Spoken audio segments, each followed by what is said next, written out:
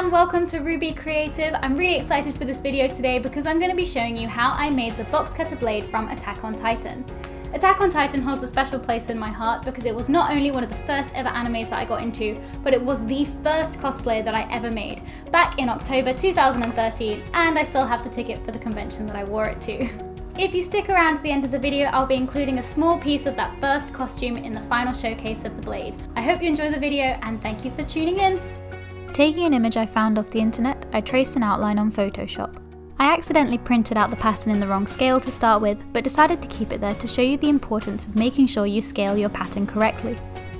Using a pair of scissors, I cut the pattern out and then made sure it fit in my hand comfortably. Using the now cut out pattern, I placed it onto 5mm craft foam, drew around it and cut it out 4 times. These are what the 4 pieces should look like. To give stability to the blade, I used a piece of rectangular dowel in the centre. The dowel measured 900mm in length, 21mm in width, and 5mm in height. Taking 2 of the handles, I placed the wooden dowel on them, drew around the edge, and then cut that bit out with a sharp scalpel. With that centerpiece cut out, I then used super glue to glue those 2 pieces together. With those 2 pieces stuck together, I used contact adhesive to glue the wooden dowel in between them. Having the dowel run through the handle as well as the blade should give it a nice even weight distribution. Because the dowel only had a height of 5mm and the 2 pieces of foam combined had a height of 10mm, I had to use filler to fill in the gap and make sure it was a nice smooth surface again. Whilst the filler dried, I drew out the details on the other 2 pieces of foam. Tracing directly from the pattern, I started off with the larger details and worked down to the smaller ones, cutting up the pattern as I needed it.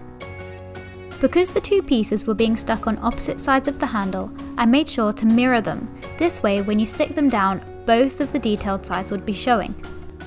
At this point, you should have the main handle with the dowel running through it, and the 2 pieces with the detail drawn on them. Using contact adhesive, I glued the 2 outer pieces to the main handle. If you go to stick down your pieces and you realise that you're going to have to stick down the side where you've drawn on all the details, it's not the end of the world, just stick it down and then redraw the details onto the side that's showing. With the 4 pieces all stuck together, I used my Dremel to neaten up the edges and begin rounding out the handle. Adding a curve to the handle should make it fit better in your hand and also make it more comfortable to hold for long periods of time. Still using the Dremel, I also neatened up around the trigger. Whilst doing this, I realised that the wire coming off the top of the trigger was slightly different to how I'd done it. I had included it in the main foam handle, when really it's a separate piece coming off and going around the side. To fix this, I chopped the wire off and I'll be making a new one later on. With the handle rounded and smooth, I began drawing on the crosshatch detail.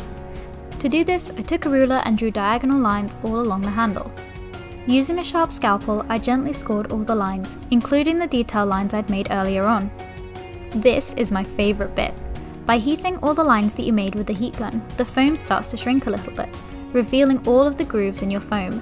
This is a quick and easy way to add depth and detail to your props. Around the top of the handle, there's a strip of detail that needs to be added on. To do this, I took some 2mm craft foam, cut it to the width of the detail that I'd drawn on the handle, and then glued it in place with contact adhesive. To add the detail around the base of the handle, I took some craft clay which I purchased from Polyprops and wrapped it around the base. Finally, onto the blade. I decided to make this by keeping the wooden dowel visible through the middle and then simply putting 5mm foam on either side. I began by lining up the pattern with the handle. I then squeezed the pattern tightly around the wooden dowel so that it would leave folds in the paper. Following the fold lines, I then cut out the piece that was the same thickness as the wooden dowel. You can then discard the bit of pattern that would have covered the wooden dowel. You should then be left with 2 pieces, one that will fit above the wooden dowel and one that will fit below. Taking the pattern, I traced it onto 5mm foam. Since the piece of pattern that I had was too short for the whole blade, I'd simply take the pattern, move it up the foam, and then trace around the outline again. I did this until I had a piece that was the same length as the wooden dowel. Then using a sharp scalpel, I cut it out. I did this twice. Once for the piece that would go above the dowel, and then one for the piece that would go below.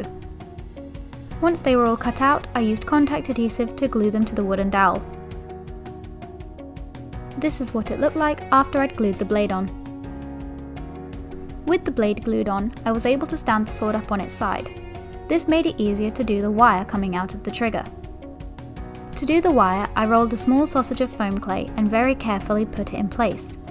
Once that had dried, I sanded down one side of the blade into a point. This should make it look much more sword-like. With that done, I was able to mark the grooves onto the blade. Using the pattern, I'd mark a line and then move that piece up the blade to mark the next line. To then carve out the grooves, I used a saw on the wood and a Dremel on the foam. On the final line, I used the saw to cut off the end. Once I'd carved out the grooves, I used several layers of Mod Podge all over the sword as a primer. For extra smoothness, I sanded in between each layer. On to painting. I began with a base coat of grey, before then using my airbrush to paint on all the silver and metal effects. All that was left to do was to paint the wooden handle effect. To do this, I just used a mixture of different brown paints.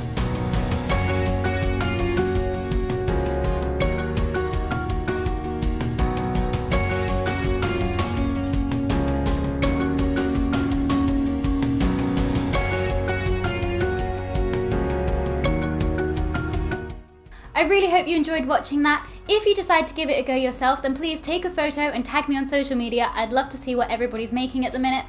If you have any ideas for things that I can make in the future, then please leave them in the comments below. I'm really keen to hear what people want to see from my channel. Once again, thank you so much for watching, and I really appreciate all my viewers. Thank you!